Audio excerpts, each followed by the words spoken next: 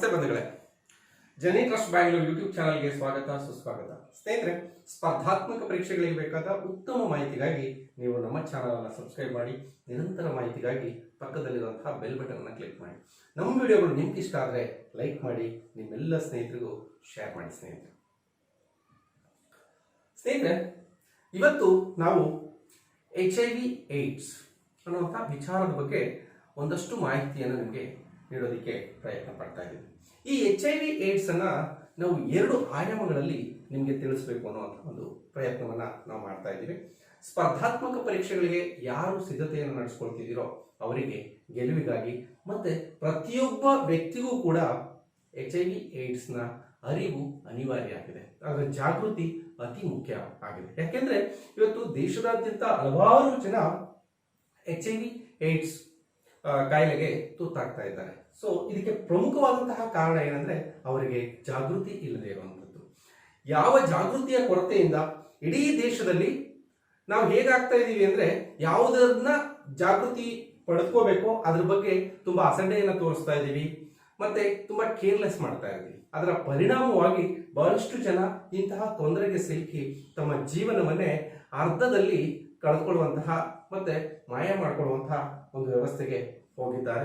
ಬಹಳಷ್ಟು ಜನ ಹೋಪ್ಸ್ ಅನ್ನ ಕಳ್ಕೊಂಡು HIV ಬಂದಿದೆ ಅಂತ ಅನ್ಕೊಂಡೇ ತಮ್ಮ ಜೀವನವನ್ನು ಕಳ್ಕೊಂಡಿರುವಂತಹ ಬಹಳಷ್ಟು ಉದಾಹರಣೆಗಳನ್ನ ನಾವು ನೋಡ್ಬೋದು. ಹಾಗಾಗಿ ನಾವು ಈ ಪ್ರಯತ್ನವನ್ನ ಯಾಕೆ ಮಾಡ್ತಾ ಇದೀವಿ ಅಂದ್ರೆ, ಪ್ರತಿಯೊಬ್ಬರಿಗೂ ಕೂಡ HIV ಏಡ್ಸ್ ನ ಅರಿವಿರಬೇಕು. ಯಾಕೆಂದ್ರೆ ತನ್ನ ಆರೋಗ್ಯ, ತನ್ನ ಕುಟುಂಬ, ತನ್ನ ಆರ್ಥಿಕ ವ್ಯವಸ್ಥೆ ಇವೆಲ್ಲವನ್ನ ನೋಡಿದಾಗ ಅದರ ಅರಿವು ಅನಿವಾರ್ಯ ಆಗಿರುತ್ತೆ ಸ್ನೇಹಿತರೆ.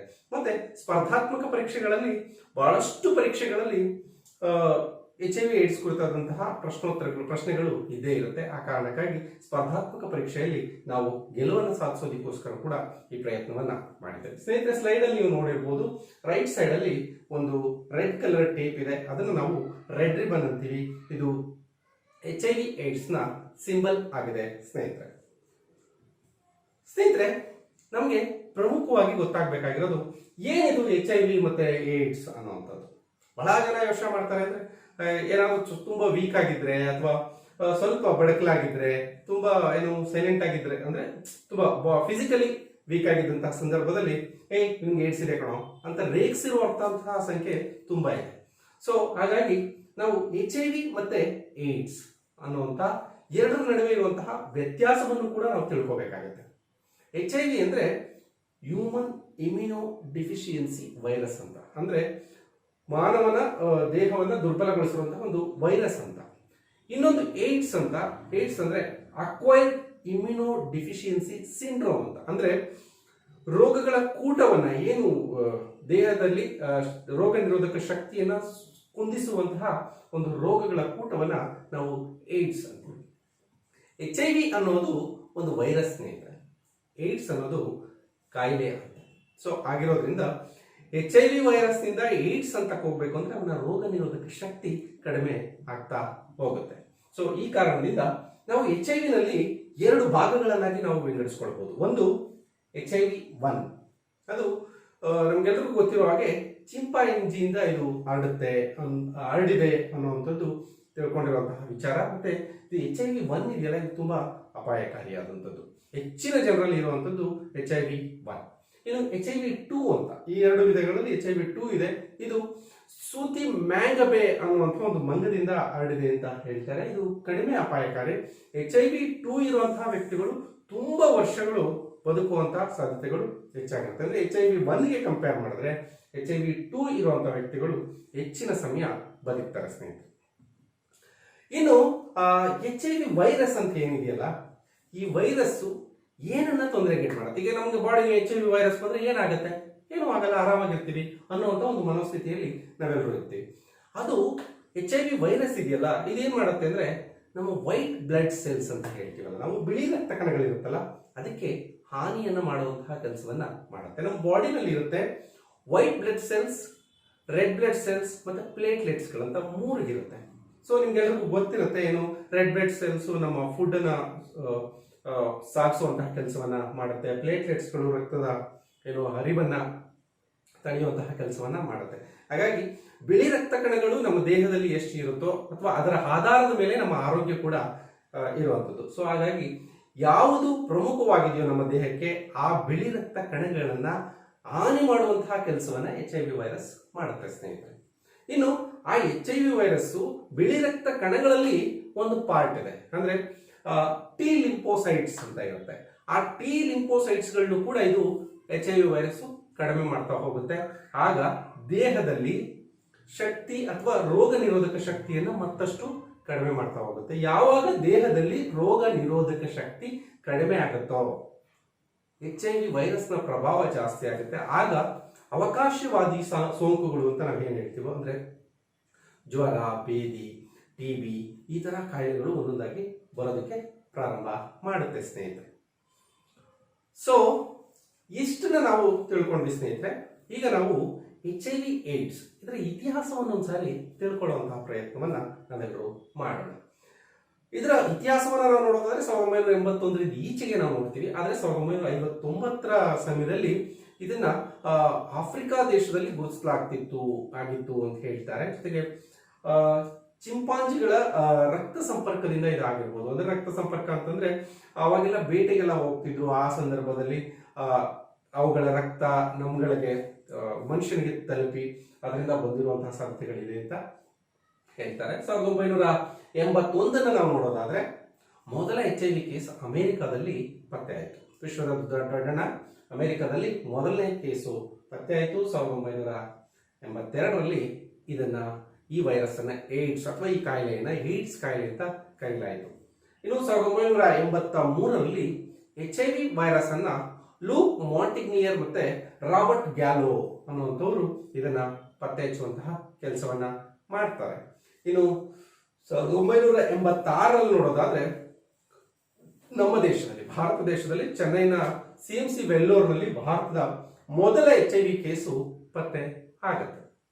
ಇನ್ನು 1987 ನಾವು ನೋಡೋದಾದ್ರೆ ಕರ್ನಾಟಕದಲ್ಲಿ ಮೊಟ್ಟ ಮೊದಲ HIV ಕೇಸು ಬೆಳಗಾವಿ ಜಿಲ್ಲೆಯಲ್ಲಿ ಆಗತ್ತೆ 1987 ಇಸ್ವಿಯಲ್ಲಿ ಸ್ನೇಹಿತರೆ. ಇನ್ನು ಹಿಂಗೆ ಇದು ಡಿಸೆಂಬರ್ 1 ಅಂದ್ರೆ ನಾವು ವಿಶ್ವ ಏಡ್ಸ್ ದಿನಾಚರಣೆಯನ್ನ ಆಚರಣೆ ಮಾಡ್ತಾ ಇದ್ದೀವಿ. ಪ್ರತಿ ವರ್ಷ ಡಿಸೆಂಬರ್ 1 ವಿಶ್ವ ಏಡ್ಸ್ ದಿನಾಚರಣೆ, ಅಂದ್ರೆ ಏಡ್ಸ್ ಕುರಿತಾದ HIV ಏಡ್ಸ್ ಕುರಿತಾದಂತಹ ಜಾಗೃತಿಯನ್ನ ಮೂಡಿಸುವಂತಹ ಕೆಲಸವನ್ನ ಪ್ರತಿ ವರ್ಷ ಇಡೀ ಜಗತ್ತಿನಾದ್ಯಂತ ಮಾಡುವಂತಹ ಕೆಲಸವನ್ನ ಮಾಡುತ್ತೆ. ಆದ್ರೆ ಯಾಕೆ ಅವತ್ತು ನಾವು ಅದನ್ನ ಮಾಡ್ತಿದೀವಿ, ಮೂಲ ಏನು ಅಂತಂದ್ರೆ 1987 ಸ್ವಿಟ್ಜರ್ಲ್ಯಾಂಡ್ನ ಜೆನಿವಾದ ವಿಶ್ವ ಆರೋಗ್ಯ ಸಂಸ್ಥೆ ಏಡ್ಸ್ ಕುರಿತು ಜಾಗತಿಕ ಕಾರ್ಯಕ್ರಮವನ್ನ ಏರ್ಪಾಡು ಮಾಡುವಂತಹ ಕೆಲಸವನ್ನ ಮಾಡಿ 1-2-3 ಅಲ್ಲಿ ಕಾರ್ಯನಿರ್ವಹಿಸ್ತಿದ್ದಂಥವ್ರು ಈ ಪ್ರಯತ್ನವನ್ನ ಮಾಡ್ತಾರೆ.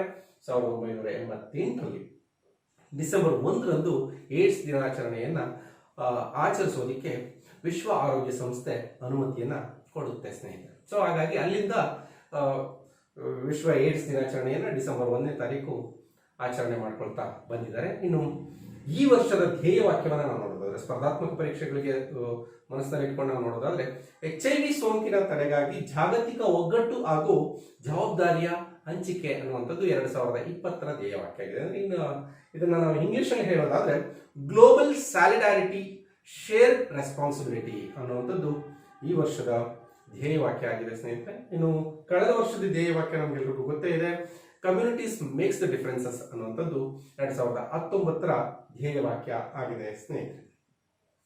ಈಗ ನಾವು ಮೇನ್ ವಿಷಯಕ್ಕೆ ಬರೋಣ ಸ್ನೇಹಿತರೆ. ಪ್ರತಿಯೊಬ್ಬರಿಗೂ ನಾನು ಆವಾಗಲೇ ಪ್ರಾರಂಭದಲ್ಲಿ ನಿಮ್ಮ ಜೊತೆ ಡಿಸ್ಕಸ್ ಮಾಡ್ತಾ ಇದ್ದೆ, ಏನಾಗಿದ್ದೀವಿ ನಾವು ಅಂದ್ರೆ ಯಾವುದರ ಜ್ಞಾನವನ್ನ ಅರಿವನ್ನ ಹೆಚ್ಚಿಸ್ಕೊಳ್ಬೇಕಾಗಿತ್ತೋ ಅದನ್ನ ಅಸಹ್ಯ ಅನ್ನುವಂತ ರೀತಿಯಲ್ಲಿ ನಾವೆಲ್ಲರೂ ನೋಡ್ತಾ ಇದ್ದೀವಿ. ಭಾರತೀಯ ವ್ಯವಸ್ಥೆನೂ ಕೂಡ ಹಾಗೆ ಇದೆ.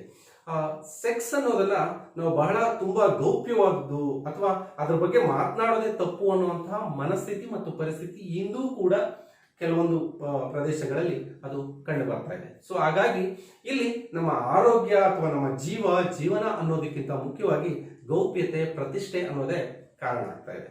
ಇನ್ನು ನಾವು ಯಾವ್ಯಾವ ಕಾರಣದಿಂದ ಈ HIV ವೈರಸ್ ಮನುಷ್ಯರಿಗೆ ಬರುತ್ತೆ ಅಂತ ನಾವು ನೋಡೋದಾದ್ರೆ, ಅನೈತಿಕ ಲೈಂಗಿಕ ಸಂಪರ್ಕದಿಂದ, ಅಂದ್ರೆ ಒಬ್ಬ ಸಂಗಾತಿಯನ್ನ ಬಿಟ್ಟು ಬೇರೆ ಕೆಲವು ಸಂಗಾತಿಗಳ ಜೊತೆ ಲೈಂಗಿಕ ಸಂಪರ್ಕವನ್ನ ಮಾಡೋದ್ರಿಂದ HIV ವೈರಸ್ ಬರುತ್ತೆ. ಅಂದ್ರೆ ಇದು ಹೆಚ್ಚಾಗಿ ಕಂಡು ಬರೋದು ಅಂದ್ರೆ MSM ಮೇಲ್ ಸೆಕ್ಸ್ ವಿತ್ ಮೇಲ್ ಅನ್ನುವಂಥದ್ದು, ಮತ್ತೆ FSW ಫಿಮೇಲ್ ಸೆಕ್ಸ್ ವರ್ಕರ್ಸ್ ಇಂದ, ಮತ್ತೆ ಲೆಸ್ಬಿಯನ್ ಅಥವಾ ಗೇಸ್ ಅಥವಾ ಪುರುಷರ ಜೊತೆ ಸಂಬಂಧವನ್ನ ಇಟ್ಕೊಳ್ಳೋದ್ರಿಂದ ಈ ತರದ ಸಂಬಂಧಗಳಿಂದ ಅಂದ್ರೆ ಅನೈತಿಕ ಲೈಂಗಿಕ ಸಂಪರ್ಕದಿಂದ HIV ವೈರಸ್ ಬರುವಂಥದ್ದು ಹೆಚ್ಚಿನ ಪ್ರಮಾಣದಲ್ಲಿ ಇದೇ ಕಾರಣದಿಂದ HIV ವೈರಸ್ ಹರಡ್ತಾ ಇರೋದು. ಇನ್ನು ಎರಡನೇದು ಸೋಂಕಿತ ರಕ್ತ ಪಡೆಯೋದ್ರಿಂದ, ಅಂದ್ರೆ ರಕ್ತ ಪಡೆದಂತ ಸಂದರ್ಭದಲ್ಲಿ ಏನಾದರೂ ಆರೋಗ್ಯದ ತೊಂದರೆ ಇದ್ದಂಥ ಸಂದರ್ಭದಲ್ಲಿ ಸೋಂಕಿತ ರಕ್ತವೇನಾದರೂ ಪಡೆದ್ರೆ ಆ ರಕ್ತದಲ್ಲಿದ್ದಂತಹ HIV ವೈರಸ್ ರಕ್ತವನ್ನ ಪಡೆದವನ ದೇಹಕ್ಕೆ ಹೋಗಿ ಅವನಿಗೆ HIV ಬರುವಂತಹ ಸಾಧ್ಯತೆಗಳು ಇರುತ್ತೆ ಸ್ನೇಹಿತರು. ಇನ್ನು ಮೂರನೆಯದನ್ನ ನಾವು ನೋಡೋದಾದ್ರೆ ಸಂಸ್ಕರಣೆ ಮಾಡದೇ ಇರುವಂತಹ ಸೂಜಿ ಸಿರಿಂಜುಗಳ ಮೂಲಕ HIV ವೈರಸ್ ಬರುವಂಥದ್ದು ಸ್ನೇಹಿತರೆ. ಇಲ್ಲಿ ಸೋಂಕಿತ ರಕ್ತ ಪಡೆಯೋದ್ರಿಂದ ಇತ್ತೀಚಿನ ದಿನಗಳಲ್ಲಿ ಯಾವುದೇ ಒಬ್ಬ ವ್ಯಕ್ತಿಯ ರಕ್ತವನ್ನ ತೆಗೆದುಕೊಂಡು ಇನ್ನೊಬ್ಬರಿಗೆ ಕೊಡಬೇಕು ಅಂದ್ರೆ ಅದಕ್ಕೆ ಮೊದಲು ಬಹಳಷ್ಟು ಟೆಸ್ಟ್ಗಳನ್ನ ಮಾಡಿರ್ತೀವಿ. ಒಂದು ವೇಳೆ ಅದನ್ನ ಮೀರಿ HIV ವೈರಸ್ ಹೋಗೋದಕ್ಕೆ ಸಾಧ್ಯ ಇಲ್ಲ. ಆ ಸಂದರ್ಭದಲ್ಲೇನಾದ್ರೂ ವಿಂಡೋ ಪೀರಿಯಡ್ ಅಲ್ಲಿ ಇದ್ರೆ, ಅಂದ್ರೆ ವೈರಸ್ ಡಿಟೆಕ್ಟ್ ಆಗದೇ ಇದ್ರೆ ಅಂತಹ ಸಾಧ್ಯತೆಗಳು ಮಾತ್ರ ಇರುತ್ತೆ. ಇನ್ನು ಸಂಸ್ಕರಿಸಿದ ಸೂಜಿ ಸಿರಿಂಜ್ಗಳು ಕೂಡ ಇತ್ತೀಚೆಗೆ ಡಿಸ್ಪೋಸಬಲ್ ಸಿರಿಂಜಸ್ಗಳು ತುಂಬಾ ಬಳಸ್ತಾ ಇರೋದ್ರಿಂದ ಎಲ್ಲೇ ಹೋದ್ರು ಡಿಸ್ಪೋಸಬಲ್ ಸಿರಿಂಜಸ್ನೇ ಬಳಸ್ತಿದ್ದಾರೆ. ಆದ್ರೆ ಹೆಚ್ಚಾಗಿ ಇದರಿಂದ ಅಫೆಕ್ಟ್ ಆಗ್ತಿರೋರು ಡ್ರಗ್ ಯೂಸರ್ಸ್ಗಳಾಗಿದ್ದಾರೆ. ಡ್ರಗ್ ಯೂಸರ್ಸ್ಗಳು ಏನಾಗ್ತಾ ಇದೆ ಅಂದ್ರೆ ಒಂದು ಸಿರಿಂಜ್ ಅನ್ನ 3-4 ಜನ ಬಳಸ್ತಾ ಇರೋದ್ರಿಂದ ಅವರಿಗೆ HIV ಬರುವಂತಹ ಸಾಧ್ಯತೆಗಳು ಹೆಚ್ಚಾಗಿರುತ್ತೆ. ಇನ್ನು ಸೋಂಕಿತ ತಾಯಿಯಿಂದ ಮಗುವಿಗೆ HIV ವೈರಸ್ ಬರುತ್ತೆ. ಅಂದ್ರೆ HIV ವೈರಸ್ ಇರುವಂತಹ ತಾಯಿಗೆ ಏನಾದ್ರೂ HIV ವೈರಸ್ ಇದ್ರೆ ಅದರಿಂದ ಮಗುವಿಗೆ HIV ಬರುವಂತಹ ಸಾಧ್ಯತೆಗಳು ಹೆಚ್ಚಾಗಿ ಇರುತ್ತೆ. ಈ 4 ಕಾರಣಗಳಿಂದ HIV ವೈರಸ್ ಬರುತ್ತೆ ಸ್ನೇಹಿತರೆ. ಇನ್ನು ನಮಗೆ ಬಹಳ ಜನಕ್ಕೆ ಕನ್ಫ್ಯೂಷನ್ ಇರೋದೇನಂದ್ರೆ ಯಾವ್ಯಾವ ದ್ರವಗಳಲ್ಲಿ ನಮಗೆ HIV ಇರ್ಬೋದು ಅಂತ ಅನ್ಕೋತೀವಿ. ಅಂದ್ರೆ ಬಹಳಷ್ಟು ಜನ ಹೇಳ್ತಿದ್ದಾರೆ ರಕ್ತದಲ್ಲಿ ಇರುತ್ತೆ ವೈರಸ್ಸು ಅಂತ. ಅಂದ್ರೆ ಹಾಗಾದ್ರೆ ರಕ್ತದಲ್ಲಿ ಬಿಟ್ಟು ಬೇರೆ ಕಡೆ ಇರಲ್ವಾ ವೈರಸ್ ಅನ್ನುವಂತಹ ಪ್ರಶ್ನೆಗಳು ಕೂಡ ಕಾಡ್ತಾ ಇರುತ್ತೆ. ಸೊ ಆ ಕಾರಣದಿಂದ ರಕ್ತದಲ್ಲಿ HIV ವೈರಸ್ ಇರುತ್ತೆ, ವೀರ್ಯಾಣುವಿನಲ್ಲಿ ಇರುತ್ತೆ, ಅಂದ್ರೆ ಸೆಮೆನ್ ನಲ್ಲಿ ಇರುತ್ತೆ, ಯೋನಿ ದ್ರವ್ಯದಲ್ಲಿ ಅಂದ್ರೆ ವೆಜೈನಲ್ ಸೆಕ್ರೆಷನ್ಸ್ ಏನಿರುತ್ತೋ ಅದರಲ್ಲೂ ಕೂಡ HIV ವೈರಸ್ ಇರುವಂತಹ ಸಾಧ್ಯತೆಗಳು ಇರುತ್ತೆ. ಇನ್ನು ತಾಯಿಯ ಎದೆ ಹಾಲಿನಲ್ಲಿಯೂ ಕೂಡ HIV ವೈರಸ್ ಕಂಡು ಬರುತ್ತೆ ಸ್ನೇಹಿತರೆ. ಇದನ್ನ ನಾವು ತಿಳ್ಕೊಳ್ಬೇಕಾಗುತ್ತೆ. ಇನ್ ನೆಕ್ಸ್ಟ್ ತಡೆಗಟ್ಟೋದು ಹೇಗೆ ಅಂತ, ಅದಕ್ಕೆ ತುಂಬಾ ಸರಳವಾದ ಸುಲಭವಾದ ಉಪಾಯ ಏನಂದ್ರೆ ಸುರಕ್ಷಿತ ಲೈಂಗಿಕ ಸಂಪರ್ಕ. ಲೈಂಗಿಕತೆ ಅನ್ನುವಂಥದ್ದು ಪ್ರತಿಯೊಬ್ಬ ಮನುಷ್ಯನಿಗೂ ಊಟ, ವಸತಿ, ಬಟ್ಟೆ ಹೇಗೋ ಅದು ಕೂಡ ಜೀವನದ ಅತಿ ಮುಖ್ಯವಾದಂತಹ ಅಂಶ. ಅದನ್ನ ತಾನು ಈಡೇರಿಸ್ಕೊಳ್ಬೇಕು ಅಂದ್ರೆ ಈಡೇರಿಸ್ಕೊಳ್ಳುವಂತಹ ಅವಕಾಶಗಳು ಸಿಕ್ಕಿದಾಗ ಅದನ್ನ ಸರಿಯಾಗಿ ಬಳಸ್ಕೊಳ್ಬೇಕಾಗಿರೋದು ಕೂಡ ತುಂಬಾ ಮುಖ್ಯ. ಅಂದ್ರೆ ತನ್ನ ಆರೋಗ್ಯವನ್ನ ಗಮನದಲ್ಲಿ ಇಟ್ಕೊಂಡು, ಯಾಕೆಂದ್ರೆ ಈ ವಿಚಾರದಲ್ಲಿ ನಾವು ಯಾರನ್ನು ಇಲ್ಲ ನೀನ್ ಮಾಡ್ತಿದ್ಯಾ, ನೀನ್ ಮಾಡಲ್ಲ, ಅಥವಾ ಯಾರು ನಾನು ಈ ತರ ಸಂಪರ್ಕನ ಬೇರೆಯವ್ರ ಜೊತೆ ಇಟ್ಕೊಳ್ತಿದ್ದೀನಿ ಅಂತ ಹೇಳ್ಕೊಳ್ಳೋರು ಯಾರು ಇಲ್ಲ. ಸೊ ಆ ಕಾರಣದಿಂದಾಗಿ ನಿರೋಧನ ಬಳಸೋದ್ರಿಂದ ನಮಗೆ ಮುಂದೆ ಬರುವಂತಹ ಕಾಯಿಲೆಗಳನ್ನ ತಡೆಗಟ್ಟುವಂತಹ ಸಾಧ್ಯತೆಗಳಿರುತ್ತೆ. ಅಂದ್ರೆ ನಿರೋಧ ಬಳಸೋದ್ರಿಂದ HIV ವೈರಸ್ ಅಷ್ಟೇ ಅಲ್ಲ, ಸೆಕ್ಷುಯಲಿ ಟ್ರಾನ್ಸ್ಮಿಟೆಡ್ ಇನ್ಫೆಕ್ಷನ್ಸ್ ಮತ್ತೆ ಸೆಕ್ಷುಯಲಿ ಟ್ರಾನ್ಸ್ಮಿಟೆಡ್ ಡಿಸೀಸ್ಗಳನ್ನ ತಡೆಯುವಂತಹ ಸಾಧ್ಯತೆಗಳು ಹೆಚ್ಚಾಗುತ್ತೆ ಸ್ನೇಹಿತರೆ. ಬಹಳ ಸ್ನೇಹಿತರುಗಳ ಜೊತೆ ನಾವು ಡಿಸ್ಕಸ್ ಮಾಡುವಾಗ ಮತ್ತೆ ನಾನು ಆಪ್ತ ಸಮಾಲೋಚಕನಾಗಿ ಸುಮಾರು 5 ವರ್ಷ ಕೆಲಸ ಮಾಡಿದಂತಹ ಸಂದರ್ಭದಲ್ಲಿ ಬಹಳಷ್ಟು ಜನ ಬರ್ತಾರೆ, ಕೌನ್ಸಿಲಿಂಗ್ ಎಲ್ಲ ತಗೋತಾರೆ, ನಿರೋಧನ ಕೇಳೋದಕ್ಕೆ ಸುಮಾರು 5-10 ನಿಮಿಷ ಟೈಮ್ ತಗೋತಾರೆ. ಇವನ್ ಮೆಡಿಕಲ್ ಸ್ಟೋರ್ಗಳಲ್ಲಿ ಕೂಡ ನಿರೋಧನ ಕೇಳಬೇಕು ಅಂದ್ರೆ ಅವ್ರು ಎಷ್ಟು ಕಷ್ಟಪಡ್ತಾರೆ ಅಂದ್ರೆ ಯಾರೋ ಒಬ್ರು ತಗೊಳ್ಬೇಕು ಇಲ್ಲ. ಆದ್ರೆ HIV ಬಂದಾಗ ಅವನು ವಿಧಿ ಇಲ್ಲದೆ ಆ ವೈರಸ್ ಜೊತೆ ಬದುಕಬೇಕಾಗತ್ತೆ. ಅದ್ರ ಬದಲು ನಾಚಿಕೆಯನ್ನ ಬಿಟ್ಟು ಮೆಡಿಕಲ್ ಸ್ಟೋರ್ಗಳಲ್ಲಿ ಅಥವಾ ಎಲ್ಲಿ ಸಿಗುತ್ತೋ ಅಲ್ಲಿ ನಿರೋಧಗಳನ್ನ ಪಡ್ಕೊಳ್ಳೋದು ಒಳ್ಳೇದು. ನಾವು ಈ ಮಹಿಳೆಯರು ಅಷ್ಟೇ, ಬಹಳಷ್ಟು ಮಹಿಳೆಯರು ಸ್ಯಾನಿಟರಿ ಪ್ಯಾಡ್ಗಳನ್ನ ಕೇಳಬೇಕು ಅಂದ್ರೆ ಮೆಡಿಕಲ್ ಸ್ಟೋರ್ ತುಂಬಾ ಕಷ್ಟಪಟ್ಟು ಕೇಳ್ತಾರೆ.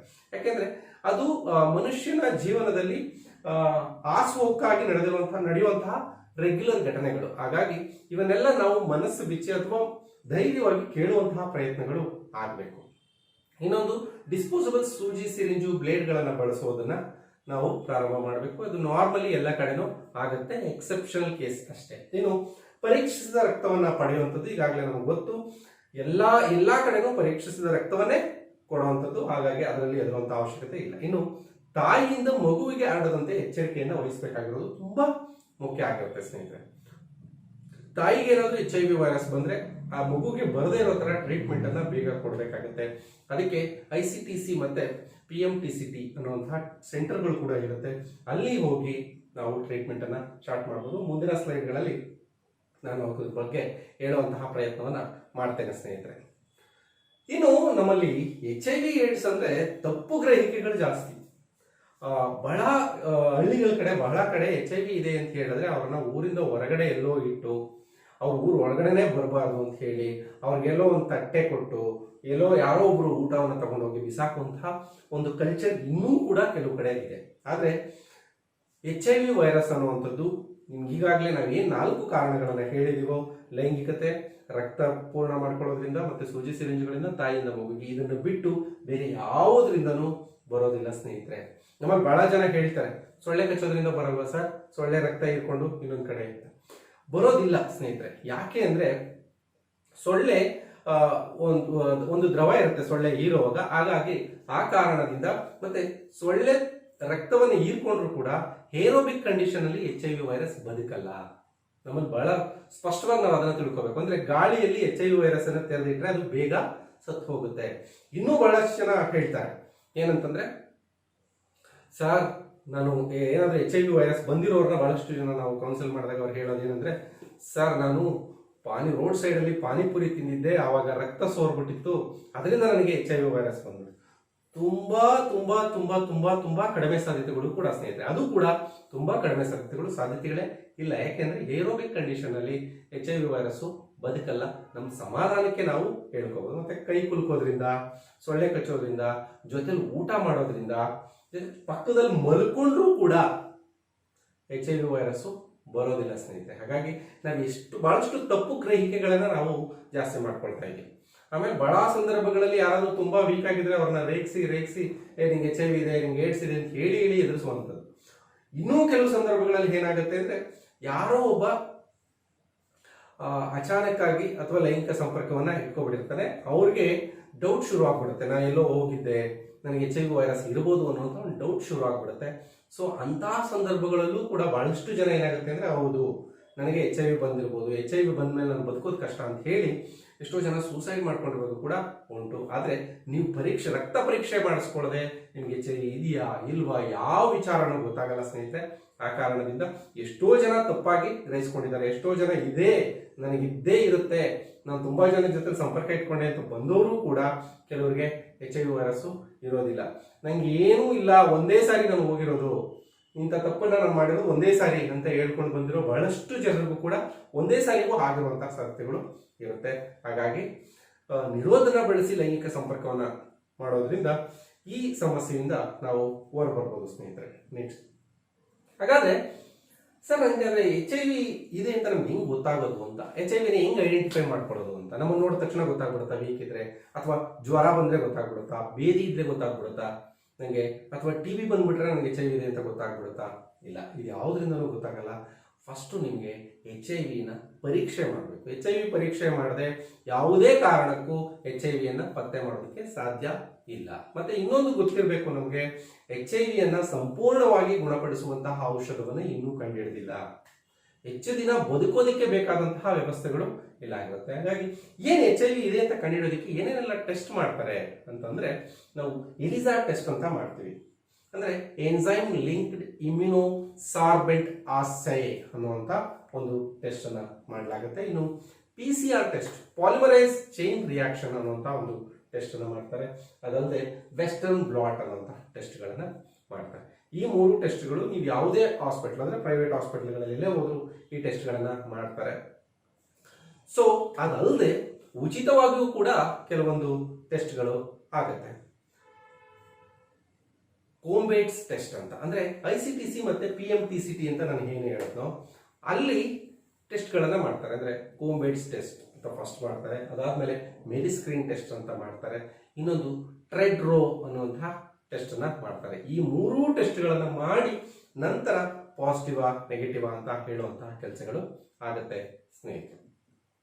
ಇನ್ನು ಏನಪ್ಪ ಇದು ICTC PMTCT ಅಂತ ಹೇಳಿದ್ರಲ್ಲ, ಏನಿದು ಅಂದ್ರೆ ಅದಕ್ಕೆ ಉತ್ತರವನ್ನು ನೀಡುವಂತಹ ಪ್ರಯತ್ನವನ್ನು ನಾನೀಗ ಮಾಡ್ತೀನಿ ಸ್ನೇಹಿತರೆ. ಈ ಏನು ICTC ಮತ್ತೆ PMTCT ಅಂತಿದೆಯೋ ಇದು ಇಡೀ ರಾಜ್ಯದಂತ ಅಲ್ಲ ಇಡೀ ದೇಶದಾದ್ಯಂತ ಉಚಿತವಾಗಿ HIV ಸಂಬಂಧಪಟ್ಟಂತಹ ಆಪ್ತ ಸಮಾಲೋಚನೆ ಪರೀಕ್ಷೆಯನ್ನ ಮಾಡಿಸಿ ಅದಕ್ಕೆ ಬೇಕಾದಂತಹ ಟ್ರೀಟ್ಮೆಂಟ್ಗಳನ್ನು ಕೊಡುವಂತಹ ವ್ಯವಸ್ಥೆಯನ್ನು ಕೂಡ ಇಲ್ಲಿ ಮಾಡುತ್ತೆ. ಅದಕ್ಕೆ ದೇಶದ ಮಟ್ಟದಲ್ಲಿ ನ್ಯಾಕೋ ಅಂತ ಒಂದು ಸಂಸ್ಥೆ ಇದೆ, ನ್ಯಾಷನಲ್ ಏಡ್ಸ್ ಕಂಟ್ರೋಲ್ ಆರ್ಗನೈಸೇಷನ್ ಅಂತ ಒಂದು ಸಂಸ್ಥೆ ಇದೆ, ನ್ಯಾಕೋ ಅನ್ನುವಂಥ ಒಂದು ಸಂಸ್ಥೆ ಇದೆ. ಈ ಸಂಸ್ಥೆಯ ಅಡಿಯಲ್ಲಿ ಪ್ರತಿಯೊಂದು ರಾಜ್ಯಗಳಲ್ಲೂ ಒಂದೊಂದು ಸಂಸ್ಥೆಯನ್ನ ಮಾಡ್ಕೊಂಡಿದ್ದಾರೆ. ಅಂದ್ರೆ ಕರ್ನಾಟಕದಲ್ಲಿ ನಮಗೆ ಕೆಸಾಪ್ಸ್ ಅಂತ ಇದೆ, ಅಂದ್ರೆ Karnataka States AIDS prevention society ಅಂತ. ಈ Karnataka States AIDS prevention society ಇದೆಯಲ್ಲ, ಇದರ ಅಂಡರ್ನಲ್ಲಿ ಸುಮಾರು ನೂರಾರು ICTC ಮತ್ತೆ PPTCT ಸೆಂಟರ್ಗಳು ಅಂತಂದ್ರೆ ಜಿಲ್ಲಾ ಕೇಂದ್ರಗಳಲ್ಲಿ, ತಾಲೂಕು ಕೇಂದ್ರಗಳಲ್ಲಿ, ತಾಲೂಕು ಸರ್ಕಾರಿ ಆಸ್ಪತ್ರೆಗಳಲ್ಲಿ, ವೈದ್ಯಕೀಯ ಕಾಲೇಜುಗಳಲ್ಲಿ ICTC ಅಥವಾ PMTCTs ಅನ್ನುವಂತಹ ಸೆಂಟರ್ಗಳು ತೆರೆದಿರ್ತಾರೆ. ಏನು ಇಂಟಿಗ್ರೇಟೆಡ್ ICTC ಅಂದ್ರೆ ಏನು? Integrated counselling and testing centre ಅಂದ್ರೆ ಸಮಗ್ರವಾದದ್ದು ಅಂತ. ಯಾರು ಬೇಕಾದರೂ ಅಲ್ಲಿ ಹೋಗಿ ತಮಗೆ ಬೇಕಾದಂತಹ ಮಾಹಿತಿಯನ್ನ HIV ಕುರಿತಾಗಿ ಪಡ್ಕೋಬಹುದು, ಟೆಸ್ಟ್ ಅನ್ನ ತಾವು ಮಾಡ್ಕೋಬಹುದು, ತಾವು ವಾಲಂಟರಿಯಾಗಿ ಇಷ್ಟಪಟ್ಟರೆ. ಮತ್ತೆ ಅಲ್ಲಿ ಏನು ನಿಮ್ಮನ್ನ ನಿರ್ವಹಣೆ ಮಾಡ್ತಾರೋ ಅದೆಲ್ಲವೂ ಕೂಡ ಉಚಿತವಾಗಿರುತ್ತೆ. ಯಾರು ನೀವು ಟೆಸ್ಟ್ಗಾಗಲಿ, ಅದೇ ನೀವು ಪ್ರೈವೇಟ್ ಅಲ್ಲಿ ಹೋದ್ರೆ ಸಾವಿರಾರು ರೂಪಾಯಿ ಖರ್ಚು ಮಾಡಬೇಕಾಗುತ್ತೆ ಟೆಸ್ಟ್ಗೋಸ್ಕರ. ಇಲ್ಲಿ ಕೌನ್ಸಿಲಿಂಗ್ ಕೂಡ ಫ್ರೀ ಆಗಿರುತ್ತೆ, ಟೆಸ್ಟ್ ಕೂಡ ಫ್ರೀ ಆಗಿರುತ್ತೆ. ಒಂದು ವೇಳೆ ವ್ಯಕ್ತಿ ಪಾಸಿಟಿವ್ ಬಂದ್ರೆ ನೆಕ್ಸ್ಟ್ ART ಸೆಂಟರ್ಗೆ ಅಂತ ಕಳಿಸ್ತಾರೆ, ಅಲ್ಲಿಯೂ ಕೂಡ ಟ್ರೀಟ್ಮೆಂಟ್ ಅನ್ನ ಫ್ರೀ ಆಗಿ ಕೊಡುವಂತಹ ವ್ಯವಸ್ಥೆ ಆಗುತ್ತೆ. ಹಾಗಾಗಿ ಅದನ್ನ ICTC ಸೆಂಟರ್ ಅಂತಾರೆ. ಯಾರಿಗಾದ್ರೂ ಡೌಟ್ ಇದ್ದಾಗ, ಅಥವಾ ಅಯ್ಯೋ ನಾನು ಎಲ್ಲೋ ಒಂದ್ಸಾರಿ ತಪ್ಪು ಮಾಡಿದ್ದೆ, ಅಥವಾ ನನಗೆಲ್ಲೋ ಸೂಜಿ ಸಿರಿಂಜ್ಗಳಿಂದ ಬಂದಿರ್ಬೋದು, ಅಥವಾ ನನಗೆ ಬ್ಲಡ್ ಹಾಕ್ಸ್ಕೊಂಡಿದ್ದ ಸಂಗತಿಗಳಿರುತ್ತೆ, ಇಲ್ಲವೇ ಇಲ್ಲ ಅಂತ ಹೇಳಲಿಕ್ಕಾಗಲ್ಲ. ಅಂತಹ ಸಂದರ್ಭಗಳಲ್ಲೂ ಕೂಡ ನಾವು ಹೋಗಿ ಅಲ್ಲಿ ಟೆಸ್ಟ್ ಮಾಡಿಸ್ಕೊಂಡು ಕ್ಲಾರಿಫೈ ಮಾಡ್ಕೊಳ್ಬಹುದು. ಇನ್ನು PMTCT ಅಂದ್ರೆ ಅಲ್ಲೂ ಕೂಡ ಆಪ್ತ ಸಮಾಲೋಚನೆ ಮತ್ತು ನಿರ್ವಹಣೆ ಉಚಿತವಾಗಿರುತ್ತೆ. ಅಂದ್ರೆ ತಾಯಿಯಂದಿರಿಂದ ಮಗುವಿಗೆ, ಗರ್ಭಿಣಿ ತಾಯಿ ಏನಿರ್ತಾರೋ ಅವರಿಗೆ HIV ವೈರಸ್ ಇದ್ರೆ ಅವರಿಂದ ಅವರ ಮಗುವಿಗೆ ಬರದೇ ಇರುವಂತ ರೀತಿ ತಡೆಯುವಂತಹ ಒಂದು ಪ್ರಯತ್ನ PMTCT, prevention of mother to child transmission ಅಂತ ಹೇಳ್ತಾರೆ ಸ್ನೇಹಿತರೆ. ಸಹಜವಾಗಿ ಏನು ತಾಯಿಯಿಂದ ಮಗುಗೆ, ತಾಯಿಗೆ ಏನ್ ಬಂದಿರುತ್ತೋ ಅವರಿಗೆ ಸಂಪೂರ್ಣವಾಗಿ ವಾಸಿ ಮಾಡೋಕ್ಕಾಗಲ್ಲ ಅಂತ ನಮ್ಗೆಲ್ಲರಿಗೂ ಗೊತ್ತಿರೋ ವಿಷಯ. ಹಾಗಾಗಿ ಅವರಿಗೆ ART ಟ್ರೀಟ್ಮೆಂಟ್ ಅನ್ನ ಸ್ಟಾರ್ಟ್ ಮಾಡ್ತಾರೆ. ಆದ್ರೆ ಮಗುವಿಗೆ ಬರದೇ ಇರೋ ತರ ತಡೆಯುವಂತ ಸಾಧ್ಯತೆಗಳು ಇರುತ್ತೆ. ಅಂದ್ರೆ ತಾಯಿಯಿಂದ ಮಗುವಿಗೆ 30% ಅಂದ್ರೆ 100% ಎಲ್ರಿಗೂ ಮಕ್ಕಳಿಗೆ ತಾಯಿಗೆ HIV ಇದೆ ಅಂದ್ರೆ ಮಕ್ಕಳಿಗೆ ಬರಲೇಬೇಕು ಅನ್ನುವಂತಹ ರೂಲ್ಸ್ ಏನಿಲ್ಲ. ಆದ್ರೆ 30% ಬರುವಂತಹ ಸಾಧ್ಯತೆಗಳಿರುತ್ತೆ. ಆದ್ರೆ ಆ 30% ತಡೆದು ಎಲ್ಲ ಹುಟ್ಟುವಂತಹ ಮಕ್ಕಳನ್ನ HIV ಪೀಡಿತರಾಗುವುದರಿಂದ ದೂರ ಉಳಿಸಬೇಕು ಅನ್ನುವಂಥದ್ದು ಪ್ರಮುಖವಾದಂತಹ ಒಂದು ಅಂಶ. ಹಾಗಾಗಿ ತಾಯಿ ಗರ್ಭಿಣಿ ಆದಾಗ ಅಥವಾ ತಾಯಿಗೆ ಡೆಲಿವರಿ ಆದಮೇಲೆ ಸುಮಾರು 45 ದಿನಗಳ ಕಾಲ ನೆವಿರಪಿನ್ ಅನ್ನುವಂತಹ ಔಷಧಿಯನ್ನ ಮಗುವಿಗೆ ಪ್ರತಿದಿನ ಒಂದು 2 ml ಇಂದ ಅವರ ಮಗುವಿನ ಗಾತ್ರದ ಆಧಾರದ ಮೇಲೆ 2 to 3 ml ಮಗುವಿಗೆ ನೆವಿರಪಿನ್ ಔಷಧಿಯನ್ನ ನೀಡ್ತಾರೆ.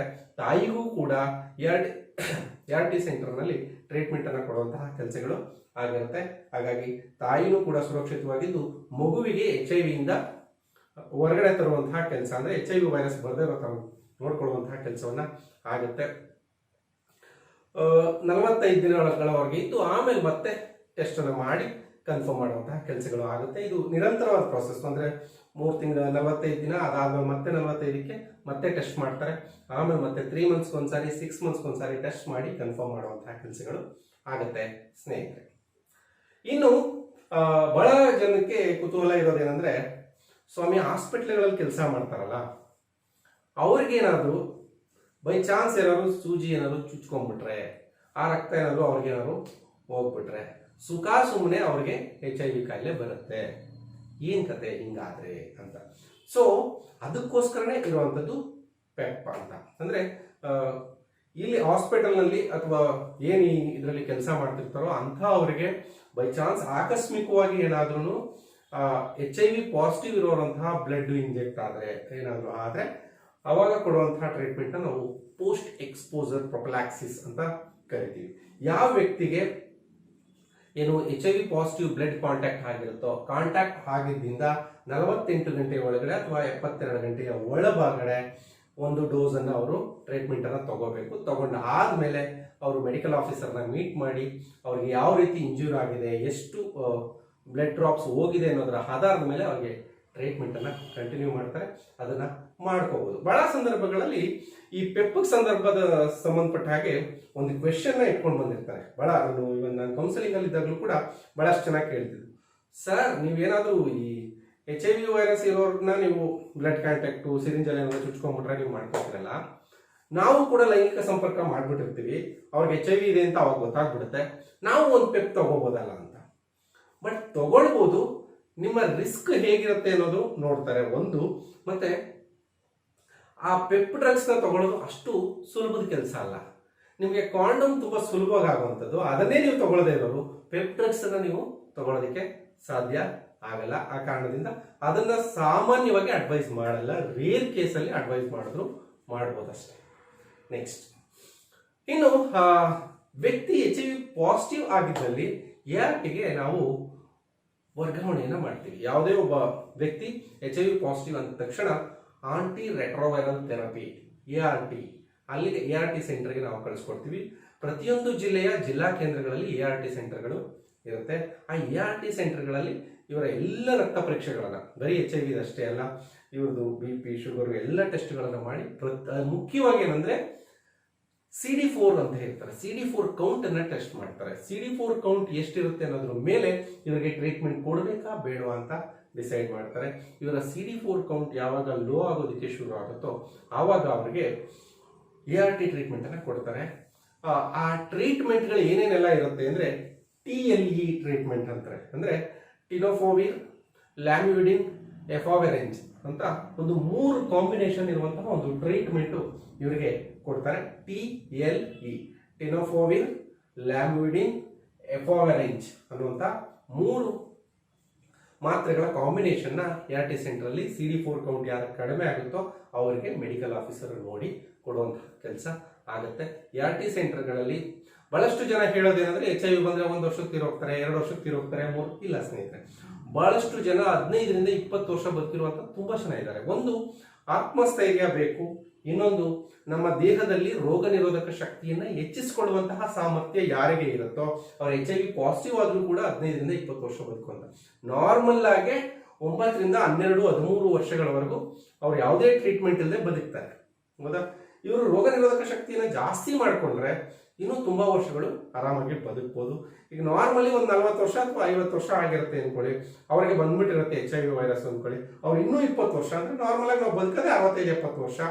ಸೊ ನಾವು ಎಷ್ಟು ವರ್ಷ ಬದುಕ್ತೀವೋ ಅಷ್ಟು ವರ್ಷ ಆರಾಮಾಗಿ ಬದುಕಬಹುದು. ಹಾಗಾಗಿ ಕಾಯಿಲೆನ ಸಂಪೂರ್ಣವಾಗಿ ಗುಣಪಡಿಸಕ್ಕಾಗದೇ ಇರ್ಬೋದು, ಆದ್ರೆ ಆ ವೈರಸ್ ಜೊತೆಲೆ ನಾವು ಆರಾಮಾಗಿ ಬದುಕುವಂತಹ ಪ್ರಯತ್ನಗಳು ಆಗ್ಬೋದು. ಅದಕ್ಕೇನೆ ART ಸೆಂಟರ್ಗಳು ಪ್ರತಿ ಜಿಲ್ಲೆಯಾದಂತಹ ಮತ್ತೆ ಮೆಡಿಕಲ್ ಕಾಲೇಜ್ಗಳಲ್ಲಿ ಇರುವಂಥದ್ದು ಸ್ನೇಹಿತರೆ. ಇದಿಷ್ಟು ಮಾಹಿತಿಗಳು ಕೂಡ HIV AIDS ಕುರಿತಾದಂತಹ ಮಾಹಿತಿಗಳಾಗಿದೆ. ನಾನು ಏನು ಹೇಳಿದ್ದೀನೋ ಇದೇ ಮಾಹಿತಿಗಳ ಆಧಾರದ ಮೇಲೆ ಸ್ಪರ್ಧಾತ್ಮಕ ಪರೀಕ್ಷೆಗಳಲ್ಲಿ ಪ್ರಶ್ನೋತ್ತರಗಳು ಕೂಡ ಇರುತ್ತೆ. ಜೊತೆಗೆ ಪ್ರತಿಯೊಬ್ಬ ವ್ಯಕ್ತಿಯೂ ಕೂಡ HIV AIDS ಬಗ್ಗೆ ಮಾಹಿತಿಯನ್ನು ತಿಳ್ಕೊಳ್ಬೇಕಾಗಿರೋದು ನಮ್ಮೆಲ್ಲರ ಜವಾಬ್ದಾರಿ. ನಾವು ತಿಳ್ಕೊಳ್ಬೇಕು. ಬಹಳಷ್ಟು ಜನ HIV ಬಗ್ಗೆ ಮಾಹಿತಿಯನ್ನು ಏನಾದರೂ ಕೊಡ್ತೀವಿ ಅಂದ ತಕ್ಷಣನೇ ಅಲ್ಲಿ ನಿಂತ್ಕೊಳ್ಳೋದೇ ಇಲ್ಲ.